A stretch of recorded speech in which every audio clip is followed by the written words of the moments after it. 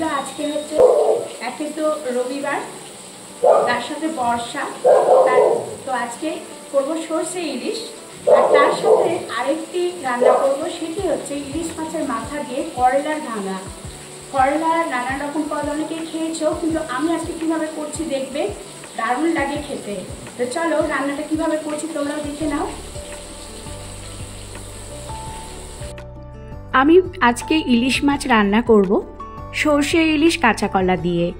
বাইরে ঝিপঝিপ করে বৃষ্টি হচ্ছে, তো কর্তা বলল বর্ষার দিনে আজকে মাটন বা চিকেন কিছুই করব না, আজকে ইলিশ নিয়ে আসি, খেতে ভীষণ ভালো লাগবে। আর বর্ষার সময় ইলিশ খেতে সত্যি খুব ভালো লাগে। আমি এইদিকে গ্যাসের একদিকে ভাত চাপিয়েছি, ভাতটা আগে করে নেব।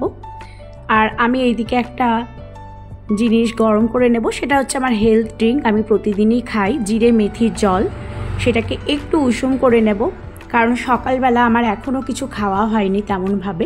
আমি একটা বিস্কিট একটু লাল চা খেয়েছি, এখন আমি হেলথ ড্রিঙ্কটা খাবো, তারপরে আমি টিফিন করব। এটা আমার নিত্যদিনেরই কাজ। এবার ফ্রিজটা খুলে ফ্রিজ থেকে কিছু সবজি বার করে নেব। ফ্রিজ থেকে আমি সবজিগুলো বার করে নিলাম। আমার এদিকে হেলথ ড্রিঙ্কটাও একটু গরম হয়ে গেছে, সেটিকে ছেঁকে আমি খেয়ে নেব। ফাঁকে আমি একটু বাজার থেকে কি কি নিয়ে এসেছে আমার কর্তা সেগুলো দেখে নিলাম। বাজার থেকে নিয়ে এসেছে ইলিশ, তার সাথে নিয়ে এসেছে কাঁচা কলা, কাঁচা লঙ্কা, সেগুলো একটু আমি বেছে আলাদা করে সরিয়ে নিচ্ছি। এইদিকে ভাতটাও আমার প্রায় হয়ে এসেছে। ভাতটা আমি প্রথমে করে নেব, তাহলে আর ভাত করার হ্যাপা থাকবে না। এদিকে কাঁচা কলাটা আমি ক্যারি ব্যাগ থেকে বার করে নিলাম। নিয়ে নিলাম দুটো করলা, বড় সাইজের করলাগুলোকে, আর যে সমস্ত সবজি আছে সেগুলোকে একটু ভালো করে কেটে নেব। সেগুলোকে বেছে বেছে একটা থালায় আমি তুলে নিলাম। এইদিকে হেলথ ড্রিঙ্কটা আমার ঠান্ডা হয়ে গেছে, সেটি ছেঁকে এবার আমি খেয়ে নেব। আমি ছাঁকনিতে নিয়ে সেটিকে ছেঁকে নিলাম একটা গ্লাসের মধ্যে। সকালবেলা মেয়ের প্রত্যেক সানডেতে থাকে গিটারের ক্লাস, মেয়েকে একটু টিফিন বানিয়ে দিলাম, মেয়ে খেয়ে চলে গেছে। এইদিকে আমি রান্নার পর্বটাও সেরে নেব। ভাতটা প্রায় আমার হয়ে এসেছে। এদিকে গরম জল আমি তুলে রেখেছিলাম, সেই জলটাও আমি দিয়ে দিলাম। ভাতে ঠান্ডা জল দিলে ভাতের টেস্ট খারাপ হয়ে যায়, তাই আমি বেশি করে জলটাকে ফুটিয়ে নিয়ে চাল দেওয়ার পর জলটা তুলে রাখি। আর ভাতে যখন জল কমে আসে তখন সেই জলটাই দিই, তাতে ভাতের টেস্টটাও কিন্তু একেবারে সমান সমান থাকে, টেস্ট কিন্তু এদিক ওদিক হয় না। তোমরাও কিন্তু ভাতে যখন জল থাকবে না, ভাতে সেই গরম জলটাই কিন্তু দেবে, তাতে কিন্তু ভাতের টেস্টটাও খুব ভালো হয়। এদিকে মাছগুলো আমি একটা একটা করে ভালো করে একটা গামলায় জল নিয়ে ভালো করে ধুয়ে তুলব। ইলিশ মাছটা খুব ভালো করে 2-3 বার পরিষ্কার জলে ধুয়ে তুলে নিলাম। এবার কাঁচা লঙ্কাগুলোকে খুব ভালো করে আমি একটা একটা করে ছাড়িয়ে দিয়েছি, কারণ ইলিশ মাছে তো কাঁচা লঙ্কা ছাড়া হবেই না, আর কাঁচা লঙ্কা ছাড়া ইলিশ মাছের টেস্ট কিন্তু একেবারেই বেকার হবে। কাঁচা কলাটাও আমি ছাড়িয়ে নেব, যতগুলো আমার ঝোলে লাগবে। তো আমি এখানে 4 পিস কাঁচা কলা নিয়ে নিলাম। আর আমি কিন্তু ইলিশ মাছ কাঁচা কলা ছাড়া করি না, আমাদের বাড়িতে প্রত্যেকে কাঁচা কলা দিয়ে ইলিশ মাছ খেতে ভীষণ ভালোবাসে। এই যে দেখছো, এটা হচ্ছে আমার মা। মার যথেষ্ট বয়স হয়েছে, 3 মাস হলো আমার বাবা গত হয়েছেন। মা আমার কাছেই থাকে। এই যে দেখো, আমার মার শরীরটাও ভীষণ খারাপ হয়েছে।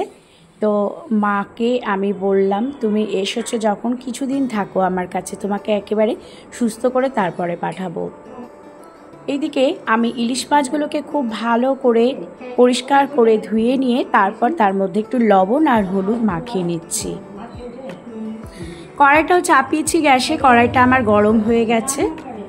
আর ইলিশ মাছ ভাজার, আমি কিন্তু ইলিশ মাছ একেবারে কাঁচাই করি, কিন্তু সামান্য এপিট ওপিট একটু তেলে ভেজে নিলে মাছটা বেশ টাইট হয়ে যায়, তাই এপিট ওপিট একটু সাথে সাথে দিয়েই আমি তুলে নিই। একেবারে কড়া করে ইলিশ মাছ আমি ভাজি না।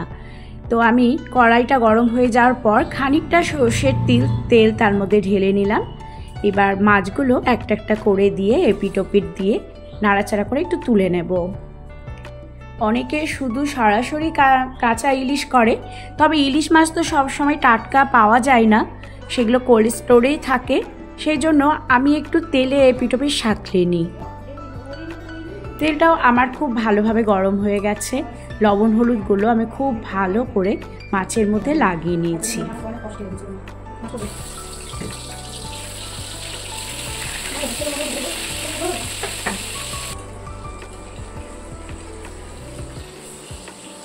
এবার কড়াই থেকে মাছগুলো আমি একে একে তুলে নিচ্ছি।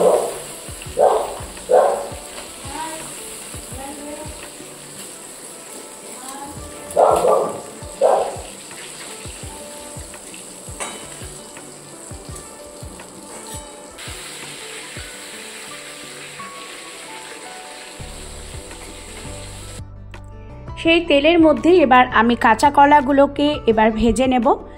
কাঁচা কলাকে এইভাবে আমি কেটে নিয়েছি একটু বড় বড় সাইজের।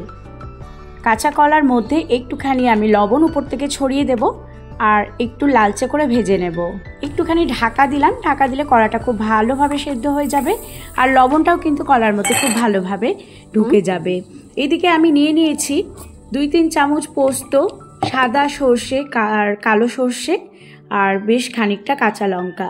সেগুলোকে আমি খুব ভালো করে মিক্সিং গ্রাইন্ডারের মধ্যে পেস্ট করে রেখেছি। কলাটাও আমার ভাজা হয়ে গেছে। এবার কলাগুলো আমি কড়াই থেকে তুলে নিচ্ছি। এবার সেই কড়াইয়ের মধ্যেই নিয়ে নিলাম আরও বেশ খানিকটা সর্ষের তেল। সর্ষের তেলটা খুব ভালো করে গরম হয়ে গেলে তার মধ্যেই নিয়ে নিলাম 2 শুকনো লঙ্কা, 1 চামচ পরিমাণ কালো জিরে আর 4-5টে কাঁচা লঙ্কা চিড়ে। সেগুলোকে একটু ভেজে নেব, সেগুলো থেকে একটা সুগন্ধ বেরোবে। তারপরে নিয়ে নেব তার মধ্যে 1 গ্লাস পরিমাণ জল। জলটা দেওয়ার পর আমি জলটা একটু ফুটে আসলে তার মধ্যে বেটে রাখা সর্ষে পোস্তর পেস্টটাও ঢেলে নিচ্ছি। সেগুলো ঢেলে নেওয়ার পর তার মধ্যে নিয়ে নেব পরিমাণ মতো লবণ। লবণ দিয়ে ঝোলটা যখনই একটু ফুটে আসবে তখন আমি তার মধ্যে মাছের পিসগুলো একটা একটা করে ছেড়ে দেব। ঝোলটা দেখো আমার বেশ ফুটে গেছে। এবার আমি মাছের পিসগুলো সেই ঝোলের মধ্যেই দিয়ে দিলাম। দেওয়ার পর 3-4 মিনিট একটু খুব ভালো করে ফুটিয়ে নিতে হবে। উপর থেকে আরও 4-5টা লঙ্কা আমি ছড়িয়ে দিলাম।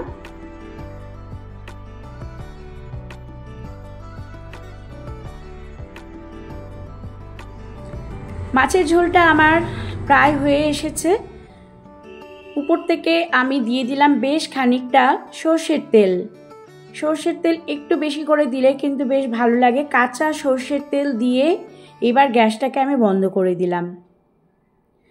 হয়ে গেল আমার কাঁচা কলা দিয়ে সর্ষে ইলিশ। দেখতে পাচ্ছ কতটা সুন্দর হয়েছে আর ঝোলের পরিমাণটাও কমে এসেছে। এবার যেটি করব সেটা হচ্ছে করলা দিয়ে করলার একটা সুন্দর রেসিপি, যেটা হচ্ছে মাছের মাথার ভাঙা। প্রথমে কড়াইয়ের মধ্যে নিয়ে নিলাম আমি 1/2 কাপ পরিমাণ সর্ষের তেল। তেলটা গরম হয়ে গেলে আমি আলুগুলোকে সরু সরু করে কেটে রেখেছিলাম, 2 ছোট সাইজের আলু। আলুটা দেওয়ার পর তার মধ্যে নিয়ে নেব করলাগুলো। করলাগুলোকে এইভাবে আলু যেভাবে কেটেছিলাম সেইভাবেই করলাগুলোকে একটু সরু সরু করে কেটে নিয়েছি। তারপরে একটু নাড়াচাড়া করার পর পরিমাণ মতো লবণ দিয়ে দিব তার মধ্যে।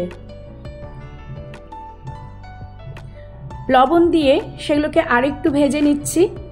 আমি কিন্তু হলুদ এখনও দেব না। যখন করলা আলুতে 1 ফোঁটাও জল থাকবে না তখন আমি হলুদ উপর থেকে ছড়িয়ে দেব। আর রান্নাতে যখন জল থাকে তখন যদি হলুদ দেওয়া যায় রান্নার কালারটা কিন্তু কালচে হয়ে যায়। তো এইভাবে ভেজে নেওয়ার পর আমি একটুখানি হলুদ দিয়ে দিলাম। হলুদ দিয়ে একটু নাড়াচাড়া করার পর নিলাম তার মধ্যে বেশ খানিকটা পেঁয়াজ কুচি। আমি এখানে ছোট বাটি 1 বাটি পরিমাণ পেঁয়াজ দিয়েছি, কুচো করা পেঁয়াজ। তার মধ্যে দিয়ে দিলাম রসুন লঙ্কা কুচি করে, একটা গোটা রসুন ছোট ছোট করে কেটে রেখেছিলাম, পুরোটা দিয়ে দিলাম। নিয়ে নিলাম তার মধ্যে লাল লঙ্কার গুঁড়ো, জিরে গুঁড়ো, ধনে গুঁড়ো, আরও বেশ খানিকটা তেল নিয়ে নিলাম। এবার ভালো করে কষতে থাকবো। সমস্ত কিছু দেওয়ার পর এবার নাড়াচাড়া করে খুব ভালো করে কষিয়ে নিতে হবে। আর 2-3 মিনিটের জন্য ঢাকা দিয়েছিলাম। ঢাকা দিলে তাহলে খুব ভালো করে আলু করলাগুলো একেবারে সেদ্ধ হয়ে যাবে আর মশলাটা খুব ভালো করে কষা হয়ে যাবে। ঢাকনা তুলে নেওয়ার পর তারপরে মাছের মাথা দুটো আমি তার মধ্যে দিয়ে দিলাম। মাছের মাথা দিয়ে একটু খুন্তি দিয়ে সেগুলোকে একটু ছাড়িয়ে দিয়ে আবারও ঢাকা দেব। ঢাকা দিলে কিন্তু অটোমেটিকলি মাছের মাথাগুলো একেবারে ভেঙে ভেঙে যাবে। এইভাবে খুন্তি দিয়ে একটুখানি ছাড়িয়ে দিচ্ছি। ছাড়িয়ে দেওয়ার পর আবারও 2-3 মিনিটের জন্য একটু ঢাকা দিয়ে দেব আর গ্যাসের ফ্লেমটাকে কমিয়ে দেব। এবার ঢাকা তোলার পর মাছের মাথাটা কিন্তু সেদ্ধ হয়ে গেছে। এবার খুন্তি দিয়ে দিয়ে একটু ভেঙে দিচ্ছি। এবার খুব সহজেই মাছের মাথাটা কিন্তু ভেঙে যাবে। তো দেখতে পাচ্ছ আমার সুন্দর এই রেসিপিটা কিন্তু হয়ে গেল। নামানোর আগে তার মধ্যে দিয়ে দেব একটুখানি আমার সিক্রেট মশলা, যেটা আমি বাড়িতে করে রাখি। এর মধ্যে গরম মশলাও আছে। আর উপর থেকে কয়েকটা চিনি দিলাম, সামান্য চিনির কয়েকটা দানা ছড়িয়ে দিয়েছি।